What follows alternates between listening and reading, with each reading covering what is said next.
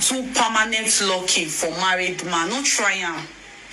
Not let the thing sweet you reach you go do permanent locking for married man. You want make he leave your wife, make he come marry you. Wetin do temporary locking? They get 3 months locking, they get 6 months locking. Once you chop, you see say you don't chop, we should clean out. Go for temporary locking. Do not do permanent locking on a married man. You can either go for our extreme 3 months locking. And that's the internet for you today. Number 1, anyone who comes on the internet and tries to change the way a person functions and tries to change their brain chemistry should instantly be arrested, in my opinion. Second of all, a lot of people will think that there's only good in the world, but there are always 2 sides to a story. These things these women are talking about, I have heard about them for years. And the truth is that a lot of people put their hands, not just in Nigeria, all over the world, they put their hands in situations they do not understand because they have a temporary feeling. Those temporary emotions you think you feel right now would eventually fade. And I promise you, there's always a darker side to the things you guys do. We have heard of women sleeping in graveyards just to lock a person in. Now, back in the day, we used to hear this about love. You know, a wife would find out her husband is all over the place and would try to keep him in one place, and she does this locking thing. But these days, honeys, they're using it to make money. And the one that pained me the most is the lady who said, even if the guy doesn't approach you, you can still lock him in. There are severe side effects to these kind of behaviors. Why can't you just get up and go get yourself a job? Some of you scream this, all over the place, but when it comes to a man's finances, oh, you guys are there. Instead of you to get yourself a handwork or do something productive for your life, you end up turning to the dark side just to keep a person.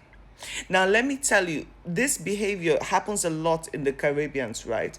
And a lot of times, one thing about love you need to understand is one day you might love a person, but with time, your preference and your love might fizzle away, you know? And locking a person is the most dangerous thing you can do to yourself because, number 1, it happens in the Caribbeans a lot. They actually get to the point where they become obsessed. The men you're trying so hard to lock down become obsessed with you, which that obsession turns to anger. A lot of women have lost their lives because of locking. Because when that man cannot decide on his own if he's picking you or not, there's always an adverse reaction to that. When he starts becoming obsessed with you and maybe you don't like the obsession anymore. At first it was cute, like, oh my God, he's all over me. But then he switches this emotion. That emotion turns to anger. And now guess what? You can't get away from it. Because like the stories I hear from the Caribbeans, every time they go back to whoever made that concoction for them, that person is either no longer on this planet and you cannot break that bond. The best love will always be the love not where one person is fully into it, but where 2 people are. And when that doesn't work, please let it be. I know a lot of people will feel like, oh my God, if I don't love this specific person, the world is going to end. No, it doesn't. A lot of us have loved people along the way, which we don't even remember right now because it just wasn't working. Sometimes you could both love each other, but still be so incompatible with each other that it's just best to let it go. But turning into locking for love, which is weird as hell, to turning into locking for financial benefits is the strangest thing you could ever tell me. You cannot, like, bruh. You guys are so happily ready to mess up another man's home just for your own selfish lazy selves. Like, please make me understand it. You know, all these things, we take them as joke, we call them social media trends, but this isn't a safe trend.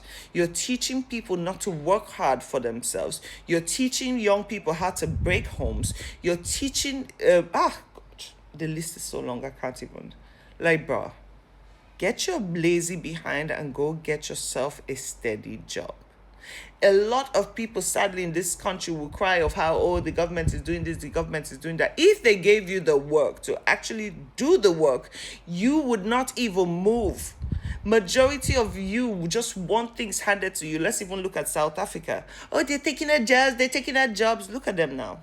They can't even get up and make the same money for themselves while waiting for handouts. This is a very dangerous place to be. Please stop all these things, man. I don't know how to scream it in your heads enough. You don't have to let your hand get burnt before. And this also goes to certain Yahoo people around. You put yourselves in very, very dark places just for momentary gain, which in the end it will cost you a bigger price than what you actually signed up for. Anything that comes from darkness would always take more from you than just doing it the hard way. There is dignity in working the hard way. You might not always get results immediately, but there is dignity in it. And if we don't start setting these strict boundaries, oh Lord have mercy. Anyway, at the end of the day, do what you got to do. All I'm saying is these people should be arrested because this ain't normal behavior and this is not supposed to be consumed on the internet. Ciao.